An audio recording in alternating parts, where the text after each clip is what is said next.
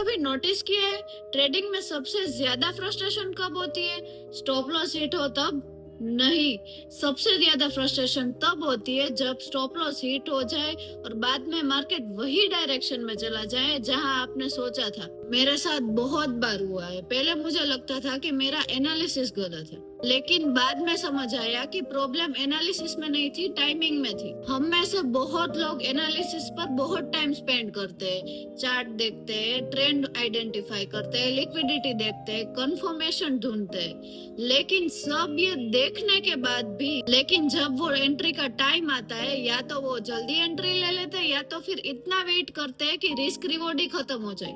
और बाद में हम मार्केट को ब्लेम करते हैं कि ये मैनिपुलेशन है, स्टॉप लॉस हंटिंग है, ये हमारा लक ही खराब है। और बाद में हम चार्ट देखते हैं तो तभी हमें रियलाइज होता है कि एंट्री हमने बहुत जल्दी ले ली थी।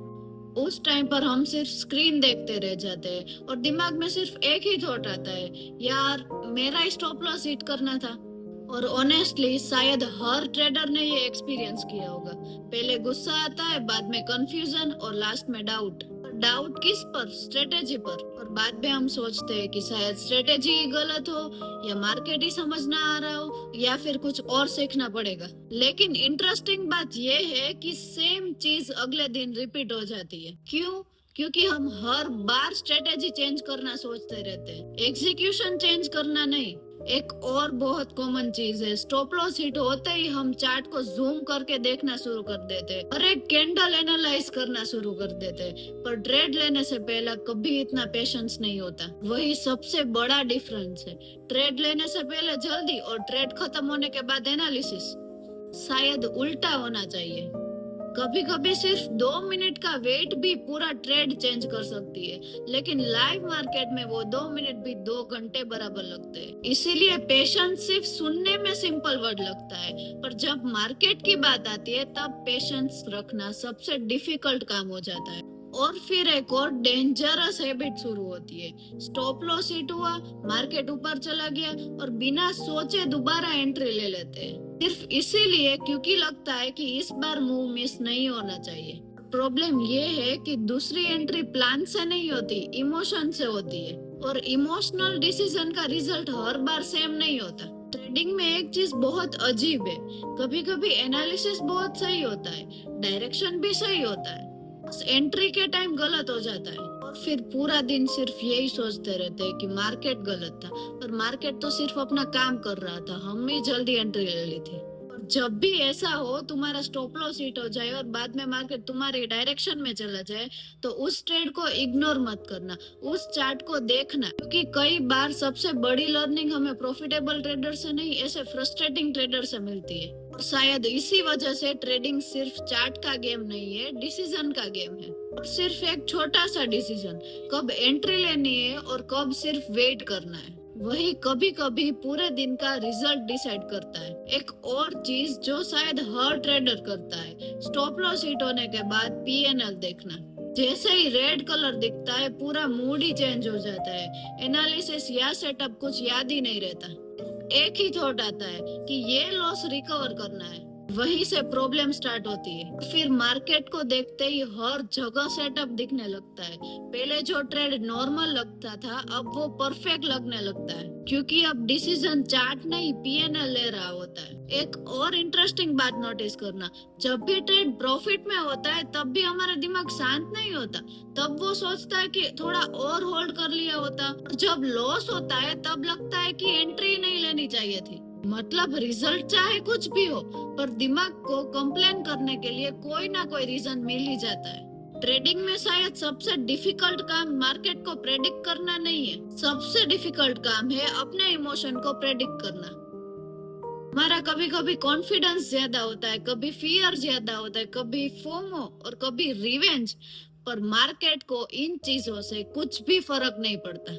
I am telling you this all because even I also had that phase. तो अभी मैं आपको दिखाती हूँ चार्ट में हम एक्चुअल में लाइव मार्केट में क्या गलती करते हैं। यहाँ पे 1 मिनट का चार्ट है, क्योंकि मोस्टली जो बिगिनर्स होते हैं, जो सीख रहे होते हैं, वो 1 मिनट या 5 मिनट ही देखते हैं, क्योंकि इसमें ज्यादा फास्ट मूवमेंट होती है। इसलिए यहाँ पे देखो, यहाँ पे प्राइस नीचे जा रही है, यहाँ पे तो उसने गैप डाउन कर दिया, प्राइस नीचे गई, इतनी सारी रेड कैंडल बनी, तो बिगिनर्स को क्या लगेगा, ये तो सच में नीचे ही जाएगी। यहाँ पे स्टॉप लॉस लगाया, यहीं कहीं एंट्री बनी होगी, यहाँ पे देखो स्टॉप लॉस हिट, यहाँ पे स्टॉप लॉस हिट, और बाद में प्राइस ने अपना ट्रेंड कंटिन्यूस किया। यहाँ पे देखो कितना डाउनफॉल दिया। This is what people make mistake. Time था जब हर स्टॉप लॉस के बाद लगता था कि आज का दिन ही खराब है। उस फीलिंग की वजह से और गलतियां होने लगती थी। लेकिन धीरे धीरे एक चीज समझ आती है कि एक स्टॉप लॉस एक ट्रेड का रिजल्ट बताती है, एक पूरे ट्रेडर का नहीं। शायद इसी वजह से एक्सपीरियंस ट्रेडर हर ट्रेड को लाइफ और डेथ की तरह ट्रीट नहीं करते, और शायद उनके लिए एक ट्रेड सिर्फ नॉर्मल ट्रेड हो, पर जो बिगिनर्स होते हैं उनके लिए एक ट्रेड भी कॉन्फिडेंस बन जाता है। वो एक ट्रेड कॉन्फिडेंस तोड़ भी देता है। एक हैबिट कॉमन है, स्टॉप लॉस हिट होते ही यूट्यूब खोल लेते हैं और देखने लगते हैं कि मेरी स्ट्रेटेजी गलत है, नई स्ट्रेटेजी ढूंढ लेता हूँ। ऑनेस्टली अगर हर लॉस के बाद स्ट्रेटेजी बदलोगे तो कभी पता नहीं चलेगा कि एक्चुअल प्रॉब्लम क्या थी। प्रॉब्लम स्ट्रेटेजी थी या डिसिप्लिन। शायद इसीलिए ट्रेडिंग में इम्प्रूवमेंट बहुत स्लो होती है, क्योंकि हम चार्ट से ज्यादा तो बाहर आंसर ढूंढते रहते हैं कि कई बार आंसर हमारे लास्ट ट्रेड में ही होता है। और ये सबसे ज्यादा फ्रस्ट्रेटिंग लगता है, क्योंकि हमारा डायरेक्शन ऐसा क्लियर था कि ये डाउन ही जाएगा, और बाद में स्टॉप लॉस हम हमारी सिक्योरिटी के लिए रखते हैं, तो स्टॉप लॉस हिट हो गया और बाद में प्राइस डाउन गया, आई मीन टू से उसके डायरेक्शन में गया जो आपने सोचा था, और बाद में जो हमें ऐसा रिग्रेट फील होता है, जो हमें ऐसा फीलिंग आती है कि ये बहुत ही गलत हो गया। अगर नेक्स्ट टाइम तुम्हारा स्टॉप लॉस हिट हो जाए और बाद में मार्केट तुम्हारे डायरेक्शन में चला जाए, तो सिर्फ ये मत सोचना कि मार्केट ने तुम्हारा स्टॉप लॉस ले लिया। एक बार ये भी देखना कि क्या मैं और बेटर डिसीजन ले सकता था। कभी आंसर हाँ भी होगा और कभी ना भी होगा, लेकिन वही रिव्यू तुम्हें इम्प्रूव कर सकता है। इसीलिए हमारी जो स्ट्रेटेजी होती है उस पे हमें ज्यादा फोकस करना चाहिए, ना कि स्ट्रेटेजी बदलने में। हम ऐसे स्ट्रेटेजी बदलते रहते हैं, हमारा स्टॉप लॉस हिट हो गया और बाद में हम ऐसा सोचते हैं कि ये स्ट्रेटेजी काम नहीं करेगी, वो स्ट्रेटेजी नहीं काम करेगी, अब नई स्ट्रेटेजी देख लेती हूँ, बट दैट इज रॉन्ग। अब जो भी स्ट्रेटेजी अपनाओ, जो भी स्ट्रेटेजी पे काम करो, उसमें मास्टरी करना बहुत ही जरूरी है। और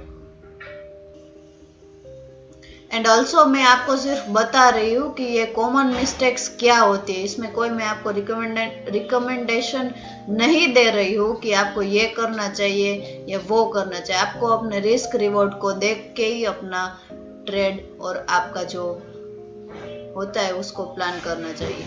और हाँ, यहाँ पे मैं सिर्फ आपको बता रही हूँ what people make mistakes and which even I also had done. So यहाँ पे कोई ऐसा मैं आपको रिकमेंड नहीं कर रही हूँ कि आपको ये करना चाहिए या नहीं करना चाहिए। यहाँ पे सिर्फ मैं एजुकेशनल पर्पस के लिए आपको बता रही हूँ। So there is no any kind of recommendation. So do whatever you want to do, you can do that on your own risk. Trading में हर चार्ट एक नया लेसन देता है, पर सिर्फ उन लोगों को जो रिजल्ट देखने के बाद भी सीखने के लिए रेडी रहते हैं। अगर आप भी ये सारे मिस्टेक्स अवॉइड करना चाहते हैं और अपने ट्रेडिंग स्किल को इम्प्रूव करना चाहते हैं, तो आपको चार्ट में मल्टी टाइम फ्रेम देखना चाहिए। Multi time frame means higher time frame to lower time frame. अगर आप सिर्फ 5 मिनट 1 मिनट इसमें ही लगे रहोगे तो आपका कोई भी इम्प्रूवमेंट नहीं होगा।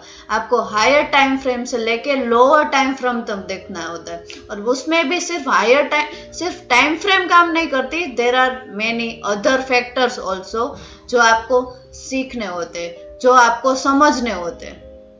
शायद इसी वजह से एक ही मिस्टेक कुछ लोग बार बार रिपीट करते हैं और कुछ लोग वही मिस्टेक से बेटर ट्रेडर बन जाते हैं। क्या आपके साथ भी ऐसा हुआ है कि आपका स्टॉप लॉस हिट हो गया और बाद में मार्केट आपके ही डायरेक्शन में चला गया?